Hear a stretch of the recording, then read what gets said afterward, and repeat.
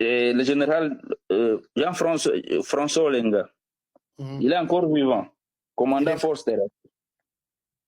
À cette époque, l'armée était encore structurée en commandant à état-major général, force terrestre, force navale, force aérienne, région militaire, n'est-ce pas? Qui a dénaturé encore l'armée, c'est Kabila. En superposant des commandements, maintenant nous avons état-major général, force terrestre, navale, tout ça, secteur, non, zone de défense, secteur, donc compliqué quoi, une cacophonie, ça c'est toujours Kabila. Dieu aidant, François Olenga, Kinshasa, l'état-major général, Baouma, Agoma, commandant région, Mamadou, commandant de la force de réaction rapide. Baouma avait demandé de ne pas avoir un adjoint, parce qu'à l'époque de Kabila, chaque adjoint à Goma était nécessairement issu du RCD et principalement Tutsi. Vous comprenez? Là, je peux vous citer.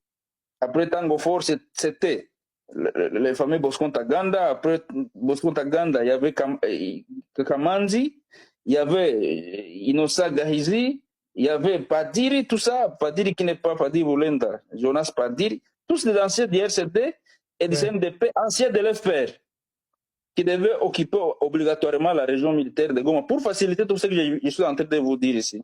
Baouma va dire à Olenga, ne me donnez pas un adjoint pour me faciliter. Dieu étant, au Conseil national de sécurité, au CNS, il y avait Pierre Lumbi, paix à son âme, il était patriote, c'est papa.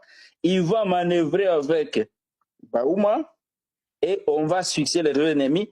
Baouma a exigé même que tous les anciens du RCD et du CNDP soient ramenés de Goma à Kinshasa. Tous les colonels. Vous comprenez? Il a lui-même proposé des commandants des unités qu'il maîtrise bien. Voilà comment on a manœuvré. Pendant qu'il y avait des négociations à Kampala, Baouma, avec nous les Wazalendo, à cette époque, moi j'étais actif, je présidais les FDIPC, Force de défense des intérêts du peuple congolais. On va planifier une bonne stratégie. Baouma va des fois éteindre ses téléphones pour ne pas recevoir les appels de Kabila, lui demander de ne pas attaquer. On attaque et puis Baouma dit on m'a attaqué, j'ai agi en défensive. Vous comprenez? On repousse l'ennemi. De Bweremana, d'abord il y a eu la pression, ils ont quitté Goma, ils se sont installés à Kanyaruchinya. Et de Kanyaruchinya, Baouma a quitté Bweremana pour s'installer à Mouja, pour ceux qui connaissent l'endroit.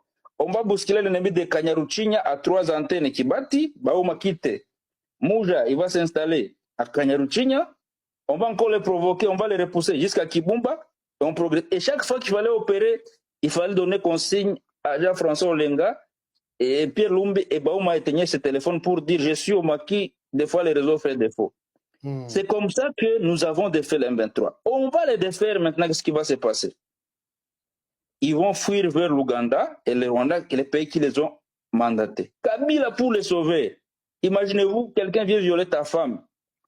Tu as la chance de les chasser de chez vous. Au lieu de les poursuivre jusqu'au son dernier retranchement, Kabila a plutôt proposé les négociations, la signature des accords, déclaration de Nairobi, parce que les accords de Kampala de 2013, les accords de Kampala n'avaient plus lieu parce qu'on venait de les défaire. On va aller signer les déclarations de Nairobi. C'est un peu comme aller négocier quelqu'un qui a violé, qui a tué ta femme et tes enfants, et puis dans son retranchement, au lieu de les poursuivre comme Kagame a toujours avancé des prétextes de chasser les FDLR, nous on devait aussi poursuivre les M23 en Ouganda et au Rwanda. Au lieu de le faire, Kabila est allé signer des déclarations, des accords avec eux à Nairobi. Vous comprenez la situation? Et pendant ce temps, on les défait, Baouma et Mamadou sont envoyés à Beni. Qu'est-ce qui va se passer? Les réseaux de Kabila au sein de l'armée vont tuer Mamadou. Preuve, les chauffeurs de Mamadou à cette époque étaient prêts à donner toute la vérité. Il était retrouvé mort en prison. Ceux qui avaient suivi la question comprennent. Baouma reste. Qu'est-ce qu'il avait promis de dire la vérité? Voilà. Mamadou est tué en janvier, comme Bouzamabe fut tué. Bouzamabe avait été rappelé à Kinshasa quand il avait défait Jules Mutembutsi à Bukavu. N'est-ce pas? Et à Kinshasa, on va l'empoisonné, il est mort dans des circonstances non encore élucidées. Mamadou tombe à Beni dans une embuscade à l'aéroport de Mavivi, en pleine ville. Ce ne sont pas les ADF qui ont tué Mamadou. C'est les réseaux de Kabila et de Kagame dans l'armée. Et de Museveni, permettez que je le dise clairement. Parce que pour nous, les Wazalendo, l'Ouganda n'a jamais été un allié sincère. Je sais pourquoi je le dis, j'ai donné beaucoup plus d'évidence. Allez-y comprendre. Les AC, à part le Burundi et la Tanzanie, le Kenya, l'Ouganda, le Burundi, non, le Kenya, le Rwanda, l'Ouganda et le Sud-Soudan, ils sont dans des réseaux que Kabila maîtrise bien pour implanter leur empire au cœur de l'Afrique. Alors, qu'est-ce qui va se passer? Baouma va poursuivre les opérations. Baouma va en Ouganda. Voilà. Il est en train de mettre les ADF, mais Baouma et les tombeurs, comme Mamadou, de M23. Les M23 qui sont logés dans des hôtels par le gouvernement de Museveni. Vous comprenez? Kabila va encore envoyer Baouma dans des assises à Kampala. Baouma n'était pas chef d'état-major général, il n'était pas ministre des Affaires étrangères, ni ministre de la Défense. Ouais. On l'envoie faire des histoires avec l'Ouganda, et là on va l'empoisonner. Mon couteau, l'auditeur, paix à son âme, avant qu'il ne meure, avait dit que Baouma était mort par poison, venu d'un pays asiatique. Souvenez-vous bien.